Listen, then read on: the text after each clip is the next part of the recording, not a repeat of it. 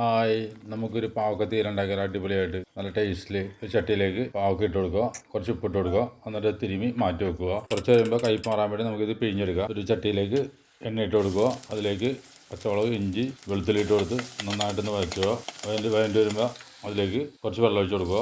പിഴിഞ്ഞ് വെച്ച പാവക്ക ഇട്ട് കൊടുക്കാം, കുറച്ച് ഉപ്പിട്ട് കൊടുക്കണം, മഞ്ഞപ്പൊടി ഇട്ട് കൊടുക്കണം, വേപ്പില ഇട്ട് കൊടുക്കണം. മിക്സ് ചെയ്തിട്ട് നമുക്കിതൊന്ന് മൂടി വെച്ച് വേവിക്കാം. പാവക്ക വെന്തിട്ടുണ്ട്. അതിലേക്ക് പുളിവെള്ളം ഒഴിച്ച് കൊടുക്കുക. ഒരു പാത്രത്തിൽ എണ്ണ ഇട്ടിട്ട് അതിലേക്ക് തേങ്ങ ഇട്ട് കൊടുക്കുക. തേങ്ങ നന്നായിട്ടൊന്ന് സോട്ട് ചെയ്ത് കഴിയുമ്പോഴത്തേക്കും അതിലേക്ക് മല്ലിപ്പൊടി ഇട്ട് കൊടുക്കാം. മല്ലിപ്പൊടി ഒന്ന് നന്നായിട്ട് സോട്ട് ചെയ്ത് കഴിയുമ്പോൾ അതിലേക്ക് മുളക് പൊടി ഇട്ട് കൊടുക്കാം. ഒരല്പം വെളിച്ചെണ്ണ ഒഴിച്ച് കൊടുക്കാം. അതും കൂടി ഇട്ടൊന്ന് സോട്ട് ചെയ്തതിന് ശേഷം നമുക്കിത് അരച്ചെടുത്തിട്ട് നേരത്തെ വേവിച്ച് വെച്ച പാവക്കയിലേക്ക് നമുക്കിത് ഇട്ട് കൊടുക്കേണ്ടതാണ്. അരപ്പും ജാറിയ വെള്ളം കൂടി ഒഴിച്ച് കൊടുക്കാം. അതൊന്ന് തിളച്ച് വരുമ്പോഴത്തെ അതിൻ്റെ അകത്തേക്ക് ശർക്കര ഇട്ട് കൊടുക്കാം. ശർക്കര ഒന്ന് കുറുകി വരുമ്പോഴത്തെ അതിലേക്ക് നമുക്ക് താളിച്ചൊഴിക്കാം. ഉള്ളിയും വേപ്പിലയും ഉണക്കമുളകും എല്ലാം നന്നായിട്ട് മൊരിയിച്ച് നമുക്ക് നേരത്തെ വേവിച്ച് വെച്ച പാവക്കയിൽ ഇട്ട് കൊടുക്കാം. നല്ല അടിപൊളി പാവക്കത്തീയിൽ റെഡി ആയിട്ടുണ്ട്. ഒരു പ്രാവശ്യം ട്രൈ ചെയ്യുക. പെട്ടെന്ന് നമുക്ക് ചെയ്തെടുക്കാം. ഇഷ്ടമായാൽ വീഡിയോ ലൈക്ക് ചെയ്യുക. നമുക്ക് എളുപ്പത്തിൽ ഒരു ഇഞ്ചി തൈര് ഉണ്ടാക്കിയാലോ?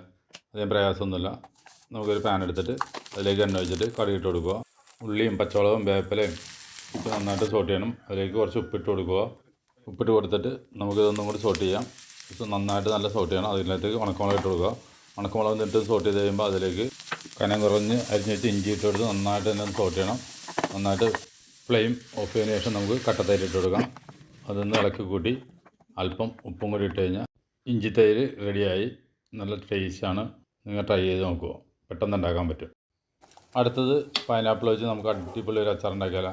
പെട്ടെന്ന് തന്നെ ഉണ്ടാക്കാം, കേടാകുകയില്ല. ഒരു പാത്രത്തിലേക്ക് വെള്ളം ഒഴിച്ച് കൊടുക്കുക. അതിലേക്ക് പഞ്ചസാര ഇട്ട് കൊടുക്കുക. അതിലേക്ക് വിനാഗിരി ഇട്ട് കൊടുക്കുക. അതിലേക്ക് പൈനാപ്പിൾ ഇട്ട് കൊടുത്തിട്ട് ഉണക്കമുളക് കീറിയതിട്ട് കൊടുക്കുക. നന്നായിട്ട് എണ്ണ ഇളക്കി യോജിപ്പിച്ച് ഇതൊന്ന് അടച്ചു വെച്ച് നമുക്കിത് വേവിച്ചെടുക്കണം. പൈനാപ്പിൾ നന്നായിട്ട് വെന്തിട്ടുണ്ട്. നമുക്ക് ഒരു ചട്ടി എടുത്തിട്ട് അതിലേക്ക് വെളിച്ചെണ്ണ ഒഴിച്ച് കൊടുക്കുക.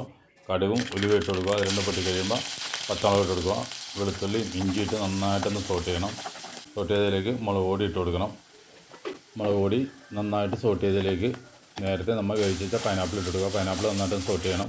അതിലേക്ക് വിനാഗിരി ഒഴിച്ച് കൊടുക്കണം. വിനാഗിരി പഞ്ചസാര ഇട്ട് നന്നായിട്ട് ഇളക്കി കൂട്ടി യോജിപ്പിക്കുക. ഇത്തിരി കറിവേപ്പില ഇട്ട് കൊടുക്കുക. കറിവേപ്പില ഇട്ട് യോജിപ്പിച്ച് ഒന്ന് തിളച്ച് കഴിഞ്ഞാൽ നല്ല പൈനാപ്പിൾ അച്ചാർ റെഡി ആയിട്ടുണ്ട്. ഒരു വട്ടം ട്രൈ ചെയ്യുക. 3 വീഡിയോ ഇഷ്ടമായാൽ ലൈക്ക് ചെയ്യുക.